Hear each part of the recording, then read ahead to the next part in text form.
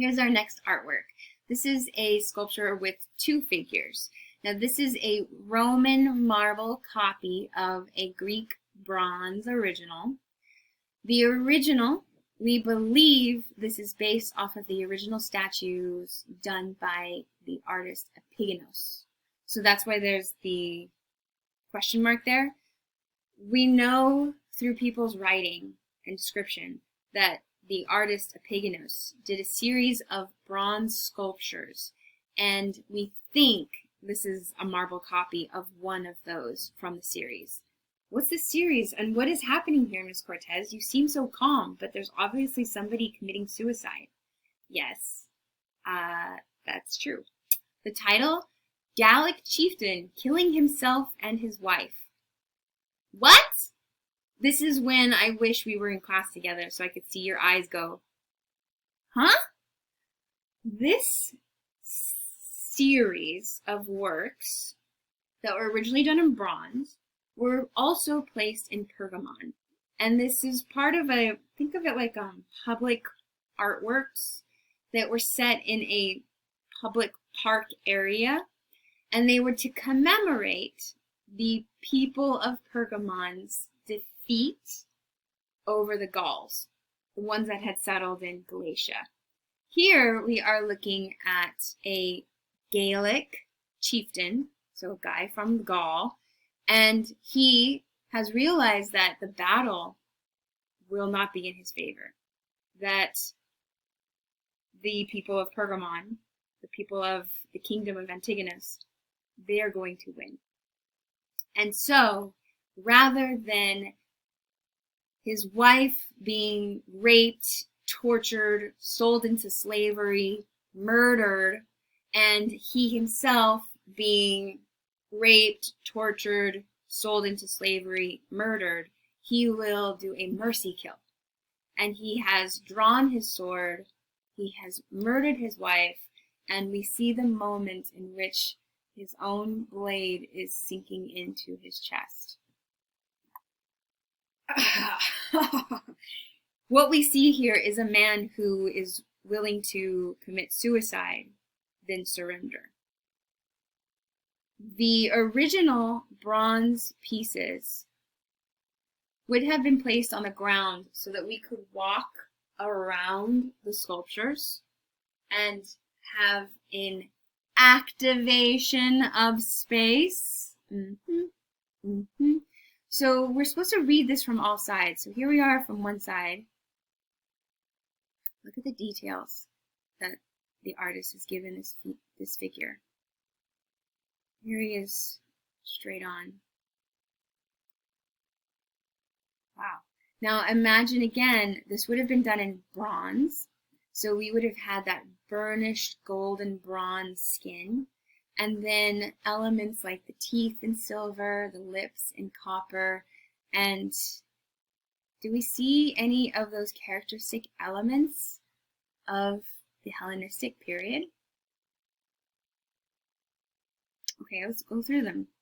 Drama. Is this dramatic? Yes! This is dramatic and traumatic, right?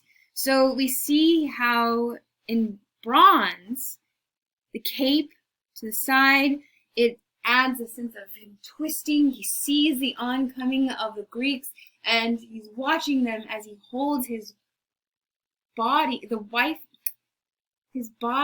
his wife's limp body as the life is slowly draining from her. And he's whipped around and his cape is flowing and he's plunging it into his back or his chest. This is dramatic. This is dramatic. Absolutely. What's another? Diagonal lines? Yeah, you see diagonal lines? Again, those would have been even more impressive in bronze because you wouldn't have had those stumps or stays between the figures. So we have the long diagonal line of his body. He's holding her at a diagonal. That plunging sword can be read at coming at a diagonal. So we have some diagonal lines. And then what's another characteristic? Activation of space.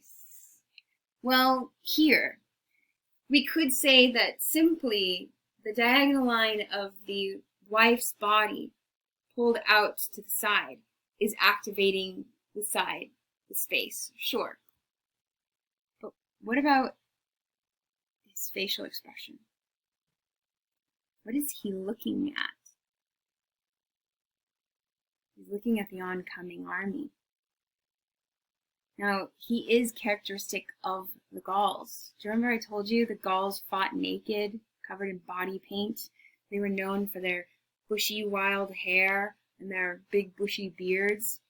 So here, if we were living in Pergamon at this time, walking around this statue, we would easily recognize this as our enemy, the men of Gaul. We would say he looks like a Gaul. And then he's looking out at us because we've defeated him. Activation of space. He's activating space beyond the structure itself into Pergamon. Dramatic, right? Also, consider the fact that he would have been where's my detail? I don't have it. He would have been made of bronze, right? Talk about dramatic. The knife blade has punctured his chest, and we see the thick blood pulsing out of his body. That blood would most likely, in the original, have been copper. And it would have been polished copper. So we would have seen this bronzed skin with this pink flood of blood. Gone is the balance and harmony of the classical world. Instead, what we see is drama. What we see is gore. What we see is an increase of activation of space. In terms of it being idealistic, yeah, I'm pretty sure no man would pass up to have an ideal body like him. But the moment is a moment of defeat.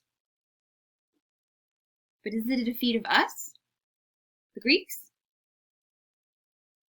No. It's defeat of our enemy. Why would we want to see that?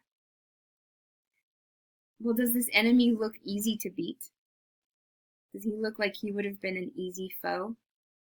Could we have easily defeated him? No. So the fact that we did, what does it say about him? What does it say about us, the people of Pergamon? That we defeated such a magnificent creature. That we're more magnificent. We're better. We're stronger than even this idealistic figure. Does that make sense? Let me show you your next artwork. It's also by Epigonos. It's also from this series of works about the Gaul and the Gallic invasion.